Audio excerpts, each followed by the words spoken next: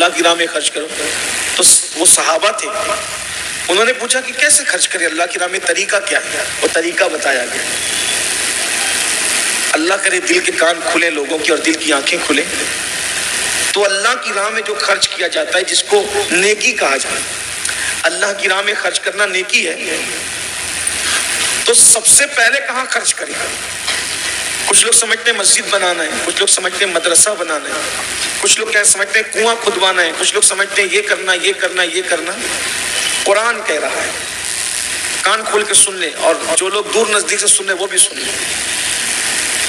اللہ کی راہ میں خرچ کرنے میں جو نیکی ہے اس کا پہلا نمبر قرآن بتاتا ہے کہ محبوب یہ آپ سے سوال کرتے ہیں نا کہ کہاں خرچ کریں, اللہ کی راہ میں کہاں خرچ کریں, تو ان سے کہو سب سے پہلے اپنے ماں باپ پہ خرچ کریں. پہلا نمبر ماں باپ پہ جو خرچ کیا جاتا ہے اس میں جو ثواب ملتا ہے کسی نیکی میں اتنا ثواب نہیں. مسجد بنانے سے زیادہ ثواب, مدرسہ بنانے سے زیادہ ثواب, کتابیں خریدنے سے زیادہ ثواب, حج میں خرچ کرنے سے زیادہ ثواب. سب سے زیادہ ثواب اگر کہیں ہے پہلا نمبر ماں باپ کا ہے.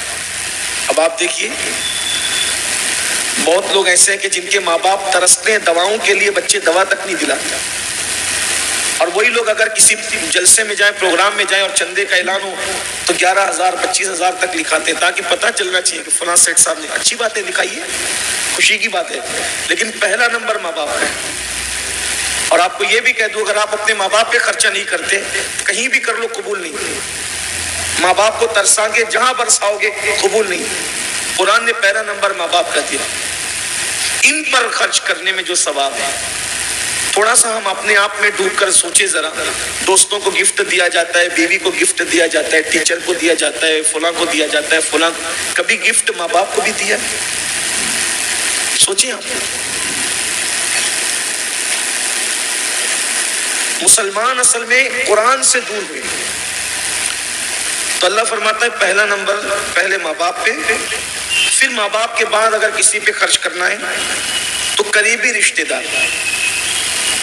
اب قریبی رشتہ دار میں بھائی بہنیں, چچا تایا, خالہ ماموں, نانا نانی, ان پہ خرچ کرو, یعنی قریبی رشتہ دار. بلکہ حدیث پاک ہے کہ اگر صدقہ آپ اپنے رشتہ دار کو دیتے ہیں تو اللہ آپ کو ڈبل ثواب عطا کرے. ایک تو صدقہ دینے کا اور دوسرا رشتہ دار کے ساتھ صلہ رحمی کرنا. ترتیب آ رہی ہے, پہلا نمبر ماں باپ, دوسرا نمبر قریبی رشتہ دار, تیسرا نمبر یتیموں پر. پھر یتیموں پہ خرچ کرو. یتیم دیکھو, یتیموں پہ خرچ کرنا بھی بڑا اجر ہے. یعنی یا کسی کی ماں مر گئی ہو یا کسی کے باپ مر گئے ہو یا دونوں کا انتقال ہو گیا ہو, ان یتیموں پہ خرچ کرو. بلکہ یہاں ایک بات آ گئی تو عرض کر دیں. ایک صاحب نے عرض کی یا رسول اللہ صلی اللہ علیہ وآلہ وسلم میرا دل بہت سخت ہے. فرمایا کہ یتیم کے سر پہ ہاتھ پھیرا کرو, اس سے تمہارا دل نرم ہو. ایک روایت میں یہ بھی آیا ہے کہ جب یتیم کے سر پہ ہاتھ پھیرتے ہو تو جتنے بال ہتھیلی کے نیچے آتے ہیں اتنے غلام آزاد کرنے کا ثواب عطا ہے. اس لیے کوئی یتیم مل جائے اس کے ساتھ اس نے سلوک کرو, اچھا اس پہ خرچ کرو. یہ بھی ہے یتیم کو کبھی مت رلانا. حدیث پاک میں آیا کہ جب یتیم روتا ہے تو اللہ کا عرش کانپ جاتا ہے. تو خرچ کرنے میں پہلے ماں باپ, پھر قریبی رشتہ دار, پھر یتیم, پھر محتاج غریب غربا لوگ. یعنی ان کا نمبر کوتا آ گیا, پہلا دوسرا تیسرا. چوتھے نمبر پر غریب غربا محتاج لوگ, محتاجوں پہ خرچ کرو.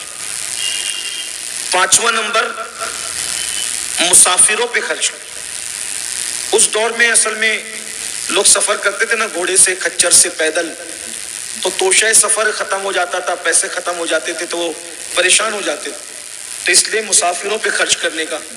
ہمارے یہاں بھی بہت سارے مسافر ایسے آتے ہیں جن کی جیب کٹ جاتی ہے, کرایہ ختم ہو جاتا ہے. ابھی تو بہت ترقی یافتہ دور ہے, اے ٹی ایم کا دور ہے, پی ٹی ایم کا دور ہے, سب بہت سارے یعنی کہ کارڈ وارڈ سب چل پڑے ہیں. لیکن پھر بھی کچھ ایسے بندے آتے ہیں کہ جو ہے وہ مجبور ہو کر آتے ہیں. اپنے یہاں تو مسجد پر اکثر و بیشتر میں دیکھتا ہوں کہ کوئی نہ کوئی آتا ہے. اور ہم نے کہہ رکھا ہے کہ جب کوئی مسافر پریشان حال آئے تو کم از کم اتنا تو دے دیا کریں کہ اس کے کرائے کا انتظام. واقعی ہو مسافر. کچھ تو ایسے ہیں بیچارے جو شہر کے ہی ہوتے ہیں مسافر بن کر چلے آتے ہیں, ایسا بھی اللہ رحم فرمائے ان کے حال میں. لیکن اگر کوئی پریشان حال مسافر ملے تو اس کی مدد کیا. اور پھر فرمایا کہ تم جس کے ساتھ بھلائی کرتے ہو اللہ تعالیٰ سب جانتا ہے. السلام علیکم ورحمۃ اللہ. ناظرین اکرام, اگر ہم سروے کریں پوری دنیا کا تو اس وقت جو حالات امت کہ جب لوگ زکوٰۃ کو تاوان سمجھنے لگے, بادشاہ کیا جو ٹیکس دیتے ہیں تو ٹیکس دینا لوگوں کو برا لگتا ہے, اچھا نہیں لگتا. حکومتوں کو ٹیکس دینا لوگ خوشی سے, کوئی نہیں دیتا خوشی سے اس کو. تو آقا علیہ السلام فرماتے ہیں جب زکوٰۃ کو لوگ تاوان سمجھیں گے, تاوان, اس وقت میری امت پر مصیبتیں ایسے برسے گی جیسے کالی رات میں جب بادل امٹ آتے ہیں تو کیسے چھما چھم بارش برستی ہے زوردار, ویسے میری امت پر مصیبتیں آئے گی. یعنی بارش کے قطرے نہیں مسلسل ٹپکتے رہتے ہیں ایک کے بعد ایک کے بعد ایک کے بعد, تو ایک مصیبت ختم نہیں ہوگی تو دوسری, دوسری نہیں تو تیسری, تیسری نہیں تو چوتھی. دیکھ لیجیے